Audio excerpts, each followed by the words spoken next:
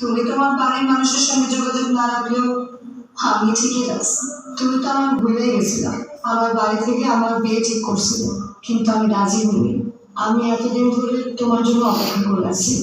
তুমি আবার বাইরে যাও, তোমার যখন মন চায় তুমি তখনই দেশে ফিরে আসো। আমি আর আমার ছেলে ভালো থাকবো। মা, ভাইজান, ভালো আছো?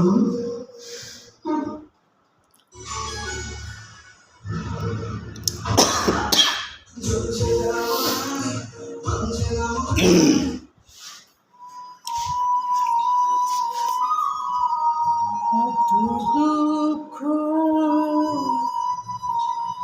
দিলে আল্লাহ গো, এই ছিল কপাল।